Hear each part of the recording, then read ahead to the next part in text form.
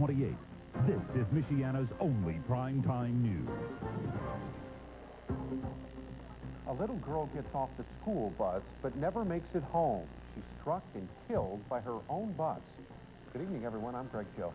And I'm Alberta McKnight. That story's moments away, but before we get to that, Stormwatch 95, another weather situation taking shape that will affect your drive to work tomorrow. After several days of frigid temperatures, nature is about to throw us another curve. Meteorologist Kirk Fiat's on the case. Well, if it's anything, it's not boring, that's for sure. It may not look like much now, but when you take a look at composite Doppler radar, what we see now are some snow showers. You might have gotten a quick glance at them. They're beginning to make their way into Michiana. Winter storm watch in effect for Michigan, but that's for tomorrow. What we're going to see happening is freezing rain develop in central Indiana and then move on up into our area. Why? Because of a warm front. And then again, temperatures will move. Believe it or not, by the time we get into Thursday, everything will change over to all rain because we could see 40 degrees. But what we'll have, snow, and then by tomorrow afternoon, freezing rain on top of that snow. So we can have some very hazardous conditions. We'll have a complete report on just what to expect coming up in minutes. Thanks, Kirk. First on Fox tonight, a mother watches in horror as her 6-year-old daughter is run over by a school bus. Tonight, cops are still trying to make sense of this one. It happened here around 20 till 4 this afternoon in LaGrange Township on Pokagon Highway east of Oak Grove Road. 6-year-old Megan Adams was getting off her school bus, ready to run from home, when somehow the bus hit and injured her to the point where she died with only hours, that is, at Lee Memorial Hospital. The school bus driver is 50-year-old Sandra Wise. She's been a school bus driver for 20 years now. The Cass County Sheriff's Office tells us tonight that her situation is still under investigation. They've issued no citations in this one because they're not sure that anyone is at fault. They also say the matter is almost certain to go on to the prosecutor's office for review. Another accident, this one on the US 20 bypass near State Road 23, blocked 2 lanes of traffic for about an hour this evening.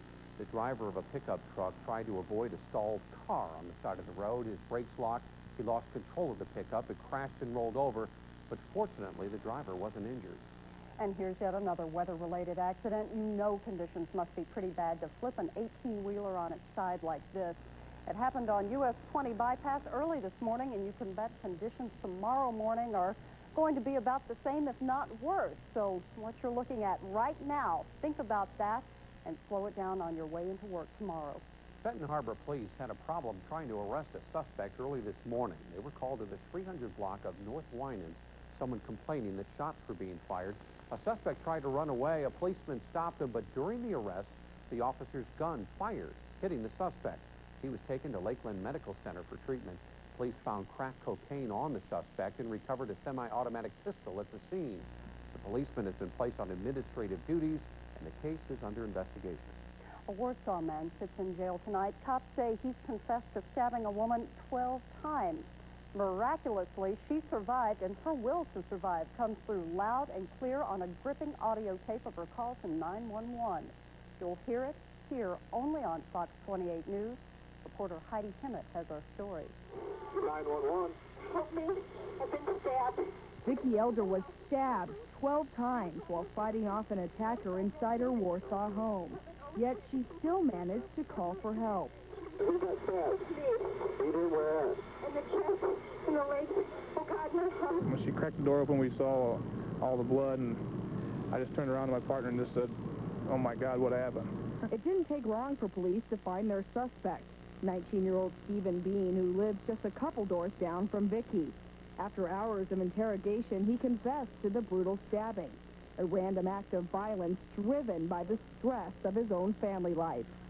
They had a young baby. This would be the baby's first Christmas, that they had no money to buy the baby any gifts, that they were kind of blaming him for not working, for having no money. He got very hateful and angry towards everything. According to police, Bean was angry.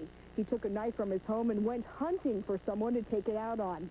That's when he stumbled upon this trailer and found the door unlocked. She was running some bath water. She went to her back bedroom to get some clothing.